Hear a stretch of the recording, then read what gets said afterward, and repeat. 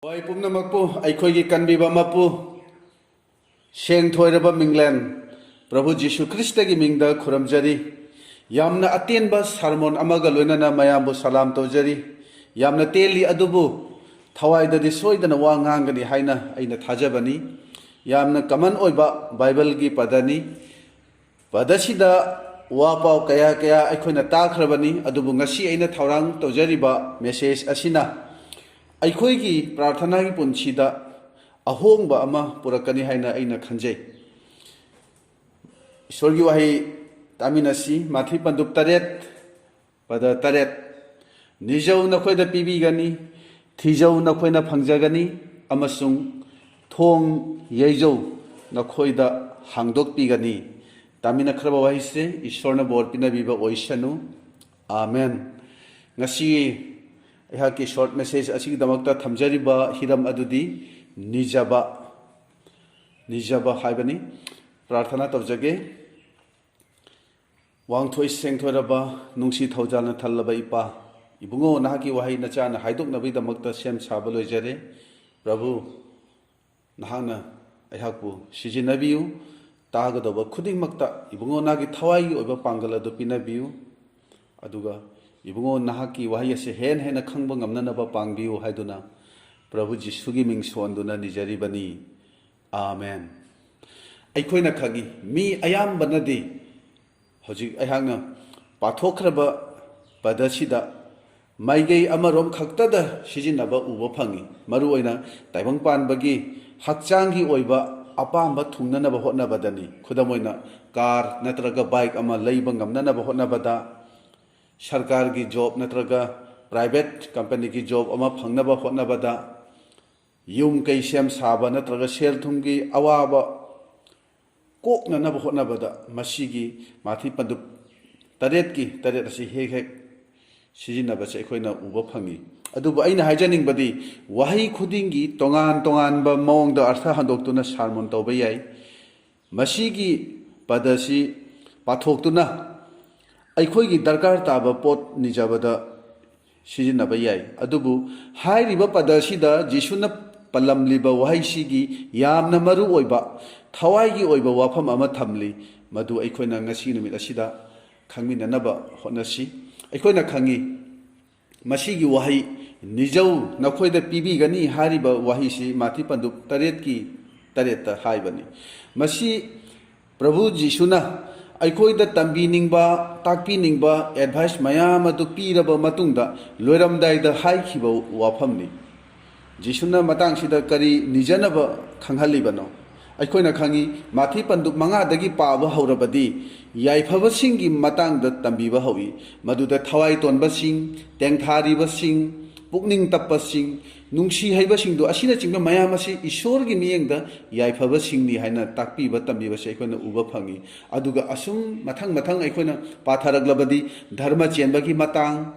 ꯑꯗꯨꯒ ꯁꯥꯎꯗꯅꯕꯒꯤ ꯃꯇꯥꯡꯗ ꯃꯁꯤꯗꯁꯨ ꯖꯤꯁꯨꯅ ꯇꯝꯕꯤꯕꯁꯤ ꯁꯥꯎꯕꯁꯤ ꯃꯤꯍꯥꯠꯄꯒ ꯃꯥꯟꯅꯅ ꯅꯣꯔꯣꯛꯇ ꯇꯥꯒꯅꯤ ꯍꯥꯏꯅ ꯍꯥꯏꯔꯤꯕꯅꯤ ꯅꯨꯄꯤ ꯂꯥꯟꯅꯗꯅꯕꯒꯤ ꯃꯇꯥꯡꯗꯁꯨ ꯍꯥꯏꯔꯤ ꯑꯄꯥꯝꯕꯅ ꯁꯨꯝꯍꯠꯇꯨꯅ ꯅꯨꯄꯤ ꯑꯃꯕꯨ ꯌꯦꯡꯕꯁꯤ ꯄꯨꯛꯅꯤꯡꯗ ꯂꯥꯟꯅꯕꯒꯤ ꯊꯕꯛ ꯇꯧꯔꯤꯕꯅꯤ ꯍꯥꯏꯅ ꯍꯥꯏꯔꯤꯕꯅꯤ ꯋꯥꯁꯛꯇꯅꯕꯒꯤ ꯃꯇꯥꯡꯗꯁꯨ ꯃꯥꯅ ꯇꯝꯕꯤꯔꯤ ꯑꯗꯨꯒ ꯑꯃꯨꯛ ꯂꯃꯟ ꯈꯨꯝꯗꯅꯕꯒꯤ ꯃꯇꯥꯡꯗꯁꯨ ꯃꯥꯅ ꯑꯁꯨꯝꯅ ꯍꯥꯏꯔꯤ ꯅꯪꯒꯤ ꯌꯦꯠ ꯊꯪꯕꯅ ꯈꯖꯥꯏꯗ ꯈꯨꯄꯥꯛꯅ ꯊꯥꯔꯕꯗꯤ ꯑꯇꯣꯞꯄ ꯑꯗꯨꯁꯨ ꯑꯣꯟꯁꯤꯜꯂꯨ ꯍꯥꯏꯔꯤ ꯅꯨꯡꯁꯤꯕꯒꯤ ꯃꯇꯥꯡꯗ ꯑꯃꯨꯛ ꯑꯁꯨꯝꯅ ꯍꯥꯏꯔꯤ ꯌꯦꯛꯅꯕꯕꯨ ꯅꯨꯡꯁꯤꯌꯨ ꯑꯣꯠ ꯅꯩꯕꯁꯤꯡꯒꯤꯗꯃꯛ ꯍꯥꯏꯖꯕꯤꯌꯨ ꯑꯗꯨꯒ ꯑꯃꯨꯛ ꯂꯣꯟꯅ ꯗꯥꯟ ꯇꯧꯕ ꯂꯣꯟꯅ ꯍꯥꯏꯖꯕꯒꯤ ꯃꯇꯥꯡꯗꯁꯨ ꯃꯍꯥꯛꯅ ꯇꯝꯕꯤꯈꯤ ꯑꯗꯨꯒ ꯑꯃꯨꯛ ꯍꯤꯡꯕꯒꯤꯗꯃꯛ ꯂꯥꯡꯇꯛꯅꯗꯅꯕ ꯑꯗꯨꯒ ꯑꯃꯨꯛ ꯃꯤꯕꯨ ꯃꯔꯥꯜ ꯁꯤꯗꯨꯅ ꯋꯥꯌꯦꯟꯗꯅꯕ ꯑꯁꯨꯝꯅ ꯃꯊꯪ ꯂꯨꯔꯕ ꯋꯥꯐꯝ ꯀꯌꯥꯗ ꯑꯩꯈꯣꯏꯕꯨ ꯀꯔꯤ ꯃꯗꯨꯁꯤꯡꯗꯨ ꯉꯥꯛꯅꯅꯕ ꯑꯩꯈꯣꯏꯗ ꯇꯝꯕꯤꯕꯁꯦ ꯑꯩꯈꯣꯏꯅ ꯎꯕ ꯐꯪꯕꯅꯤ ꯑꯁꯨꯝꯅ ꯌꯥꯊꯪ ꯃꯌꯥꯝ ꯑꯁꯤ ꯇꯥꯛꯄꯤ ꯇꯝꯕꯤꯕ ꯂꯣꯏꯔꯕ ꯃꯇꯨꯡꯗ ꯖꯤꯁꯨꯅ ꯂꯣꯏꯁꯤꯜꯂꯛꯄꯗ ꯍꯥꯏꯔꯤ ꯅꯤꯖꯧ ꯅꯈꯣꯏꯗ ꯄꯤꯕꯤꯒꯅꯤ ꯖꯤꯁꯨꯅ ꯃꯇꯥꯡꯁꯤꯗ ꯍꯥꯏꯔꯤꯕ ꯃꯥꯅ ꯍꯥꯏꯕ ꯄꯥꯝꯂꯤꯕꯁꯤ ꯀꯔꯤꯅꯣ ꯃꯁꯤꯅꯤ ꯃꯍꯥꯛꯅꯗꯤ ꯄꯟꯗꯨꯞ 5ꯗꯒꯤꯗꯤ ꯑꯔꯨꯕ ꯌꯥꯊꯪ ꯃꯌꯥꯝ ꯑꯃ ꯑꯩꯈꯣꯏꯗ ꯇꯝꯕꯤꯈ꯭ꯔꯦ ꯃꯍꯥꯛꯅ ꯄꯤꯔꯤꯕ ꯌꯥꯊꯪ ꯃꯌꯥꯝꯁꯤ ꯃꯍꯥꯛꯅꯁꯨ ꯈꯪꯏ ꯃꯁꯤꯗꯤ ꯃꯤꯑꯣꯏꯕꯒꯤ ꯂꯧꯁꯤꯡꯅ ꯃꯤꯑꯣꯏꯕꯒꯤ ꯄꯥꯡꯒꯜꯅ ꯃꯁꯤ ꯃꯥꯒꯤ ꯌꯥꯊꯪ ꯑꯁꯤ ꯉꯥꯛꯄ ꯉꯝꯂꯣꯏ ꯍꯥꯏꯕꯁꯤ ꯃꯍꯥꯛꯅ ꯈꯪꯉꯤ ꯑꯁꯤꯒꯤ ꯃꯔꯝꯅ ꯖꯤꯁꯨꯅ ꯂꯣꯏꯁꯤꯜꯂꯛꯄꯗ ꯍꯥꯏꯈꯤꯕꯅꯤ ꯅꯤꯖꯧ ꯅꯈꯣꯏꯗ ꯄꯤꯕꯤꯒꯅꯤ ꯑꯩꯈꯣꯏꯅ ꯅꯤꯖꯒꯗꯧꯕꯁꯤ ꯀꯔꯤꯅꯣ ꯃꯁꯤꯅꯤ ꯃꯔꯨꯑꯣꯏꯕ ꯋꯥꯍꯪꯗꯤ ꯃꯗꯨꯗꯤ ꯑꯩꯈꯣꯏꯅ ꯖꯤꯁꯨꯒꯤ ꯃꯆꯤꯟꯗꯒꯤ ꯇꯥꯈ꯭ꯔꯕ ꯄꯥꯎꯇꯥꯛ ꯃꯥꯒꯤ ꯑꯦꯗꯚꯥꯏꯁ ꯃꯌꯥꯝꯗꯨ ꯉꯥꯛꯅ ꯆꯠꯄ ꯉꯝꯅꯅꯕ ꯊꯋꯥꯏ ꯑꯁꯦꯡꯕꯅ ꯊꯟꯅꯅꯕ ꯏꯁꯣꯔꯗꯒꯤ ꯅꯤꯖꯧ ꯍꯥꯏꯅ ꯍꯥꯏꯔꯤꯕꯅꯤ ꯑꯗꯨꯒ ꯑꯩꯅ ꯃꯗꯨ ꯄꯤꯕꯤꯒꯅꯤ ꯍꯥꯏꯅ ꯖꯤꯁꯨꯅ ꯋꯥꯁꯛ ꯄꯤꯔꯤ ꯑꯩꯈꯣꯏꯅ ꯈꯪꯉꯤ ꯖꯤꯁꯨꯅ ꯃꯐꯝ ꯑꯌꯥꯝꯕꯗ ꯃꯍꯥꯛꯅ ꯄꯥꯎꯇꯥꯛ kaya piraba matungda thawai asengbagi matangda hek mana panbase aikoina uba phangi mahangna hai aibu nungsiba miduna aigi yathang ngakani aduga aina ipada haijagani nakhoida pangbiba thawai adu pibi nanaba johan pandup 13 gi 13 amukshu hairi nakhoigi narakta karamba mapano machana tal niraga nung pigadaba nga niraga lil natraga brichik pigadaba maduda jisuna hari nakhoina pap chenba phattaba oidunasu nacha singda afaba pot piba hairabadi sargada leiba ipaduna nakhoina thawai asengbabu nijarabadi madu mahagna thoidok hendokna pibigani luk bandup 13 gi pada 13 matang asida mathinadi afaba pot adu afaba pot haina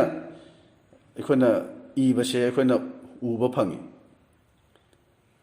adubu luknadi afaba pot adu thawai asengba haina ibase aikoina uba phangbani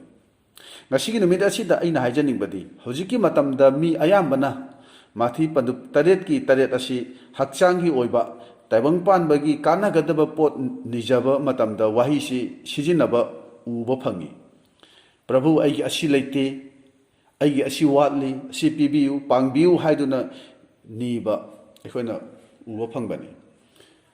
masi aina yaningde haibadi natte wahi khudingi tongan ba mawongda artha handokpa yauribani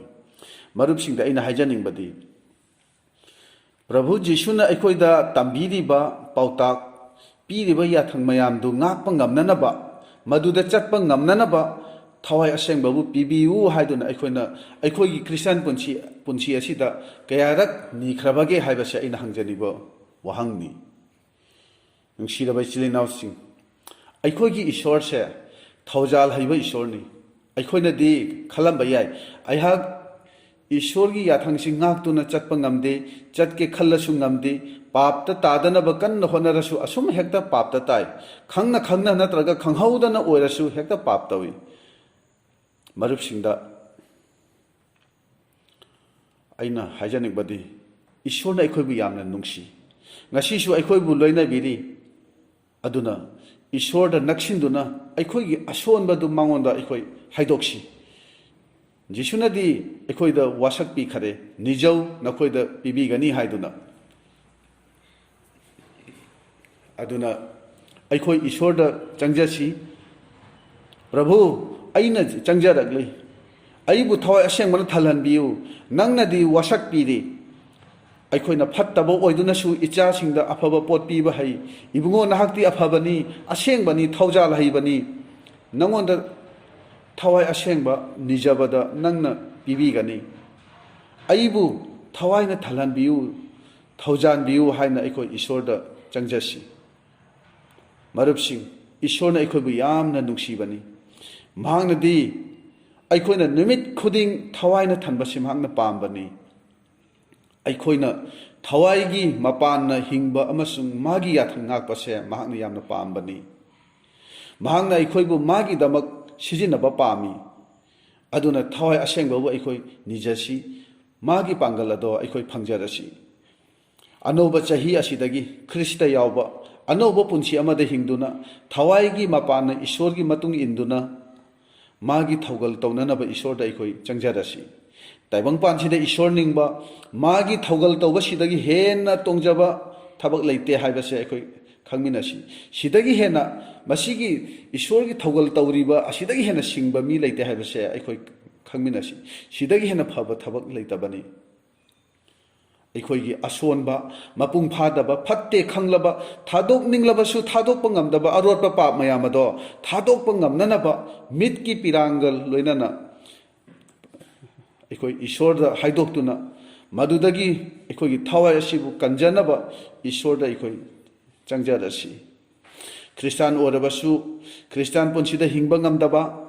ꯄ꯭ꯔꯥꯔꯊꯅꯥꯗꯤ ꯌꯥꯝꯅ ꯇꯣꯏꯅ ꯇꯧꯕ ꯑꯗꯨꯕꯨ ꯄ꯭ꯔꯥꯔꯊꯅꯥꯒꯤ ꯄꯨꯟꯁꯤ ꯑꯗꯨꯗꯗꯤ ꯍꯤꯡꯕ ꯉꯝꯗꯕ ꯑꯗꯨꯒꯨꯝꯕ ꯄꯨꯟꯁꯤ ꯑꯗꯨꯗꯒꯤ ꯅꯤꯡꯇꯝꯕ ꯐꯪꯅꯅꯕ ꯊꯋꯥꯏꯒꯤ ꯄꯥꯡꯒꯜ ꯑꯗꯣ ꯑꯩꯈꯣꯏ ꯅꯤꯖꯔꯁꯤ ꯑꯩꯈꯣꯏꯒꯤ ꯍꯛꯆꯥꯡꯒꯤ ꯗꯔꯀꯥꯔ ꯇꯥꯕꯁꯤꯡꯗꯨꯗꯤ ꯑꯩꯈꯣꯏ ꯅꯤꯕ ꯌꯥꯝꯅ ꯀꯜꯂꯤ ꯅꯤꯕ ꯌꯥꯝꯅ ꯍꯩ ꯑꯗꯨꯕꯨ ꯊꯋꯥꯏꯒꯤ ꯄꯥꯡꯒꯜꯗꯤ ꯅꯤꯃꯟꯗꯕꯒꯤ ꯑꯩꯈꯣꯏꯅ ꯐꯪꯗꯕꯅꯤ